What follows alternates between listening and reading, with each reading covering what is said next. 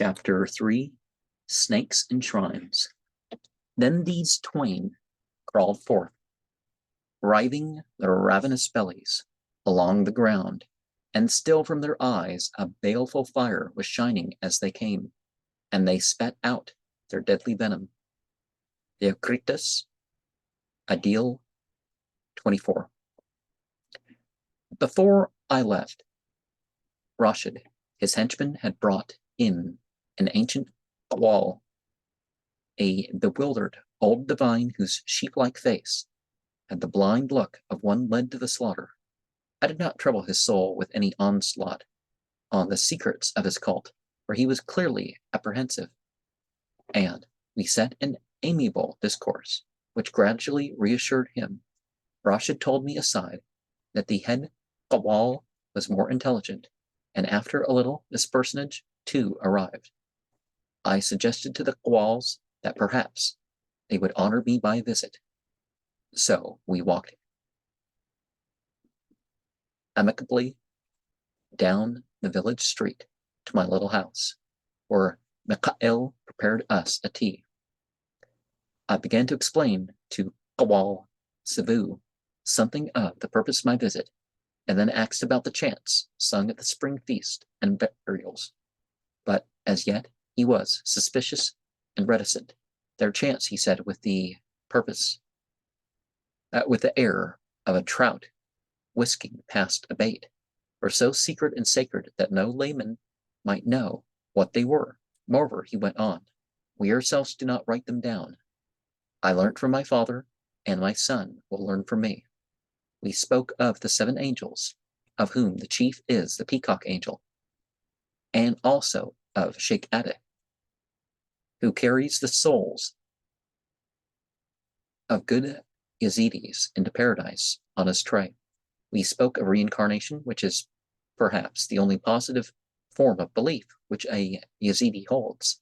An evil man may be reincarnated as a horse, a mule, or a donkey, to endure the blows which are the lot of pack animals, or may fall yet lower and enter the body of a toad or scorpion. But the fate of most is to be reincarnated into men's bodies, and of the good into those of Yazidis. And M. Roger Lescott, in his Enquête sur les Yazidis de Syrie et du Jabal Sinjar, Beirut, 1938, complains mildly that the list of the 7 varied with each person in question. I corroborated this. The truth is that on this subject, as on others, the Yazidis are beautifully vague. And, well, one thing we also have is that, based on the archaeological evidence of this culture going back about 30,000 years, is that, yeah, there was the 7, but then there was also this idea of Malik Taus as the 8th over the 7, and then there's over that, so there was thought to be 9 if you really look into it. And there's some general universals, but the titles of each of the 7 in particular change. So one person may prefer one title or whatever. Here the arrival of the Mukhtar, the headman of the village, put an end to such talk, and Mikhail brought another cup. The headman was a tall, well-built man, a landowner who farmed his own land with his sons, and his fairish face was, like many we saw in the village, of an almost Scandinavian type. These Yazidis wear their hair in a bushy shock beneath their red turbans, and the younger men often shave the beard, leaving the mustache long, or shave the face completely. I saw several who could have set for portraits of Hengist or Horsa.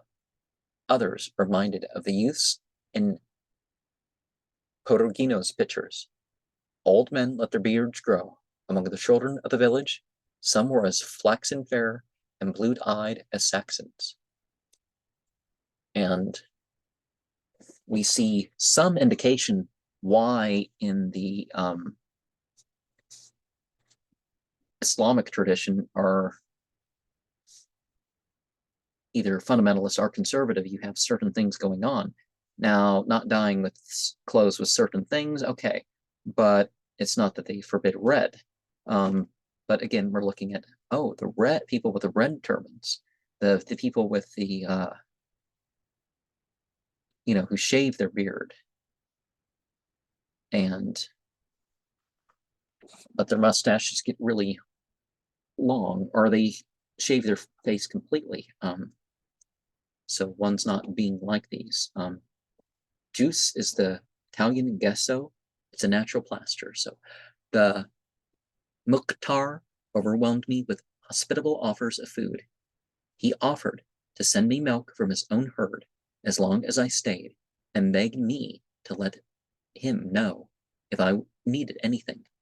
All our visitors left together, and Jadon and I started for a walk, for he considered it his duty to accompany me like my shadow. I turned my face uphill, for it was good, after living in a flat plain, to see grassy heights rising behind the village. These foothills are about as high as the Chilterns, although abrupt in gradient, and behind them the altitudes rise until snow hills are reached. We mounted past lime kilns and juice pits, on stony and rocky paths, where grass was scanty and the wild flowers mostly scarlet. Ranunculus, wild iris, anemones, and campions seemed the lovelier because of the sparseness of the green. Young crops grew on the hillside, wheat and barley, and here and there narrow stone aqueducts led mountain springs down to the crops, the kilns, and olive groves. We climbed up until we had a good view over the vast green plain which lies between the hills and distant Mosul. In the midst of it rose the mount of Tel Billah, looking just what it is, a buried city. The Americans excavated it lately, and it was Rashid who had been the right hand and foreman during the excavations, and was now responsible for the watching of the site. From above, the mound looked as if a large green counterpane had been lightly thrown above the hole, and that if it were but lifted, houses, fortress, and ramparts would appear intact. Further along the plain rose Tepe Yaura, another buried city, and beyond that again was Khorsabad, whence lately 2 huge bulls had been unearthed and brought down by lorry to adorn the new museum at Baghdad. As for Bashika, just below, with its imposing new church and temple of flat-roofed houses, it looked like a flock of sheep huddled together for protection. The white fluted cones of the Yazidi shrines rose out of the olive groves and crowned farther hills. On a grassy knoll by the village, I could descry a group of villagers, and as I passed them on my way back, I saw sitting amongst them the village priest in his black robes and tall hat. They were enjoying the evening sunshine. And this talk about not having pyres and stuff like this in the Bible can kind of relate to that. Oh, this Satanist, or well, they use the word Satanist, but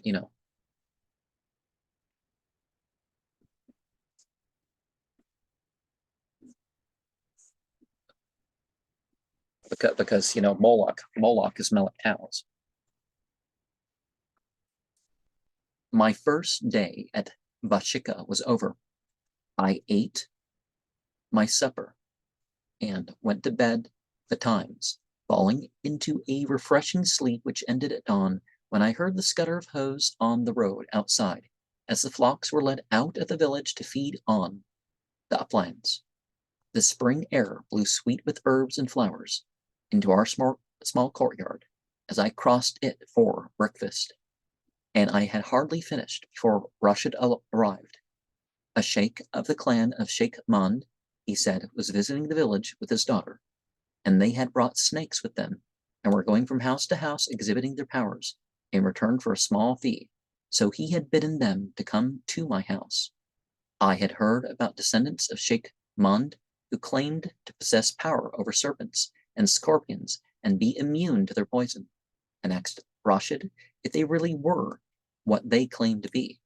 He assured me that they were, and that he had seen Jahera snake poison, the small daughter of the sheikh, handle unharmed a poisonous snake fresh from the fields, and that the serpents they carried with them had not had their fangs removed.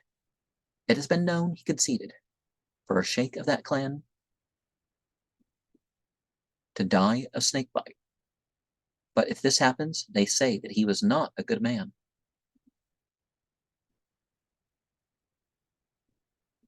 Rashid added that the sheikhs of Sheikh Mond ate serpents raw and suffered no harm.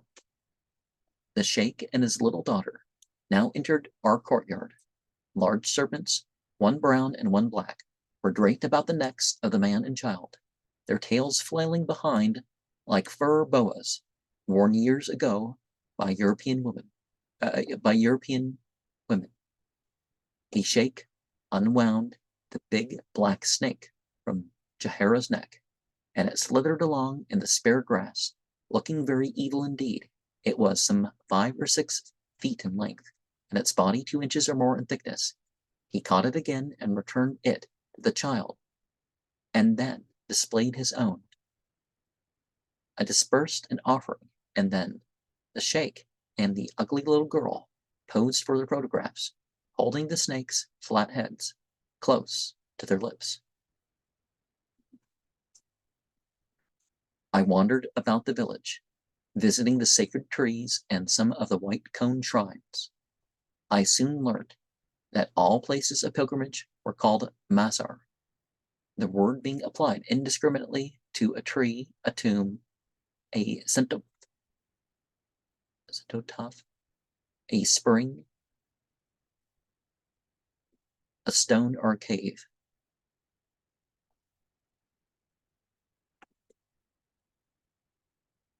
The name of a sheikh may be given to several mazars. For instance, there is a Sheikh Mond at Bahsana and another at Sheikh Ade, and 2 Sheikh Zendans within easy reach of each other, one on a sacred stone and the other a tomb shrine.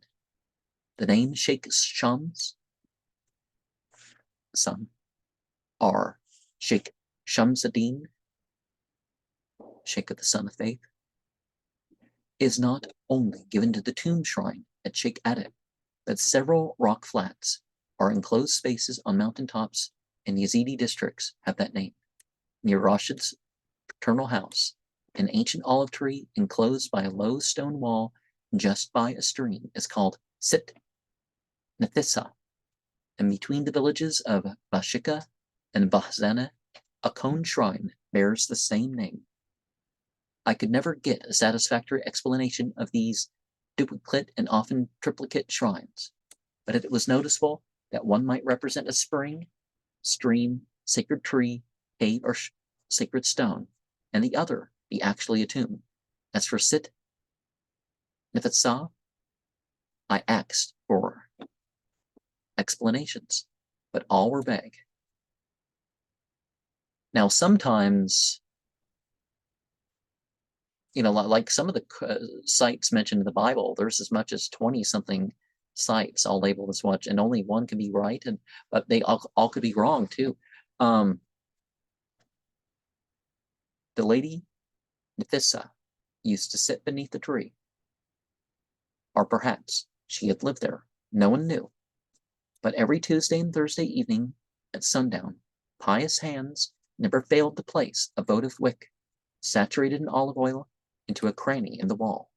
Its flickering light, lasting but a few minutes, moreover those suffering from malaria, come to it, scrape some sacred dust from the small enclosure, and drink it in water, thinking to be cured by the same stream as another sacred tree called Fakr Ali. Indeed, most of the holy springs and streams are coupled with a sacred tree, Sometimes more than one. Secret trees are usually fruit-bearing, the olive, fig, or mulberry. And it's also important to remember the placebo effect of faith, but there's also substances in certain areas and certain things that can help things along, or going through a process may do something even more than faith by itself. So this recounts the sacred Aina U Sindirka of the Mandians, the mystical well and palm tree, which are explained by Mandians as representing the female and male principle, respectively. In the Jebel Sinjar, however, according to Jadon, there is a sacred spring without the sacred tree.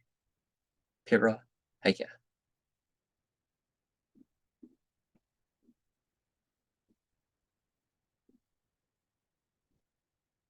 And it could also be the shape of the tree can remind people of something. We have this tree, Fecker Alley, with shit in the background. Yeah, it kind of, does that sort of thing. And it's sort of a combination of three that have grown into a bush. Sort of, that's what it kind of looks like. And the guy with his daughter, obviously he's trained up his daughter. They build up a resistance. And are they using a tooth stick, or I don't know what they're sitting there in there.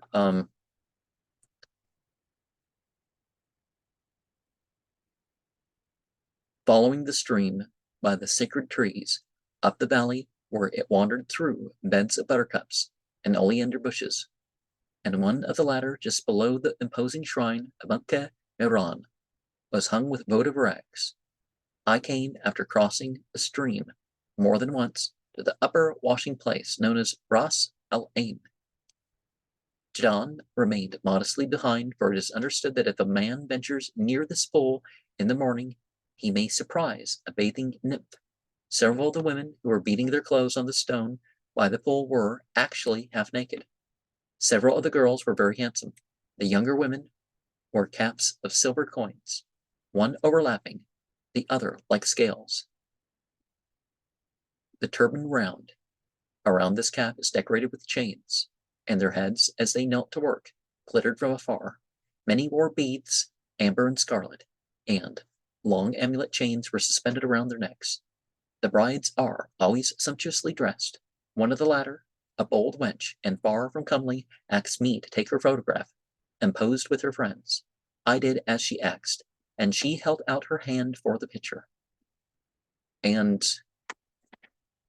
aside from the protecting the modesty of the women or whatever, mythology, and thus keeping them safe from reactions that could result from that, there are spirits of people. Either they're attracted to the person, or they're like a guardian spirit or something, right?